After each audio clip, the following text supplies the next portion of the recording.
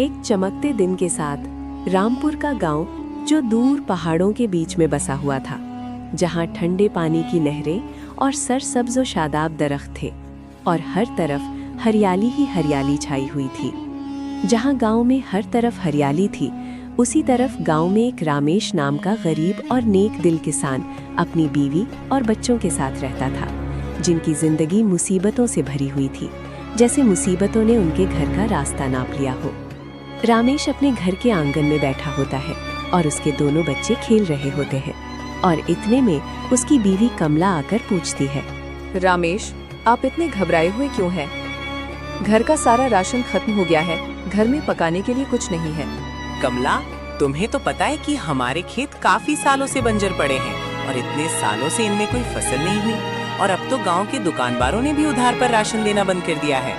रमेश, आप ऊपर वाले पर यकीन रखिए, ऊपर वाला सब बेहतर कर देगा और हमारी मुसीबतें खत्म हो जाएगी। और अगर ऊपर वाले ने चाहा तो हम भी खुशहाली के दिन देखेंगे। इतना कहने के बाद कमला अपने काम पर चली जाती है। रामेश गांव के दरमियानी रास्ते से गुजरता हुआ उदास सूरत और दिल के साथ अपने बंजर खेतों की तरफ चल देता है। रामेश के इन्हीं बंजर खेतों में एक सरसब्ज दरख्त भी था, जिसे रामेश रोजाना पानी देता था।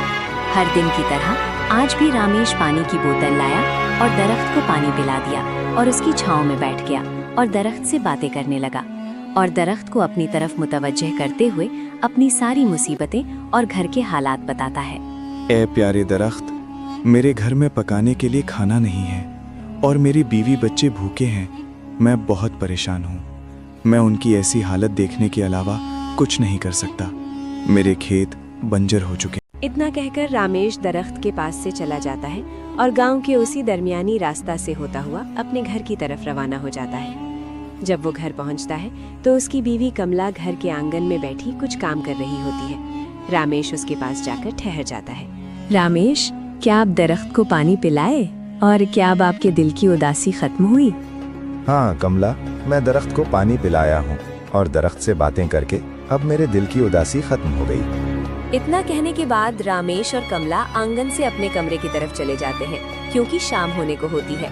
रामेश के घर के हालात इतने खराब थे कि उसे अपने बीवी बच्चों के साथ एक ही बिस्तर पर सोना पड़ता था और आज रात तो वो सब बिना कुछ खाए पिए ही सो गए थे। रात गुजरती है और नए दिन का सूरज तुलू होता है। रामेश हर दिन की तरह हाथ में पानी की बोतल लिए खेतों में आकर दरख्त के पास ठहर जाता है। अचानक वहाँ फलों से भरी एक टोकरी नमूदार हो जाती है। रामेश ये देखकर परेशान हो जाता है। वो दिल ही दिल में सोचता है कि ऊपर वाले ने उसकी दुआ सुन ली है और अब उसके दिन भी बदलने वाले थे। उसने सोचा कि अब वो अपने बीवी बच्चों के लिए कुछ कर सकेगा। तभी रामेश फलों से भरी वो टोकरी उठाकर घर की तरफ चल देता है। उसे अपने बीवी बच्चों को ये खुशखबरी सुनाने की बहुत जल्दी होती है। वो भागता हुआ घर पहुंच जाता है और अपनी बीवी को बताने लगता है। कमला, ये देखो, मुझे खेतों में से ये फलों से भरी टोकरी मिली है। लगता है ऊपर वाले ने हमारी सुन ली है और अब हमारे हालात भी बदलने वाले हैं। रामेश, सच में ऊपर वाले ने हमारी भी सुन ली। अब हमारे हालात भी बेहतर हो जाएंगे। रामेश, मेरा आपको मशवरा है कि आप ये फल बाजार में ले जाकर बेचना शुरू कर दें। आप देखना, ऊपर वाला हमारा साथ देगा और हमारे सारे फल बिक जाएंगे। उस दिन से रामेश को हर दिन खेतों में फलों से भरी टोकरी मिलने लगी, जिसे वो बाजार ले जाकर बेच देता था।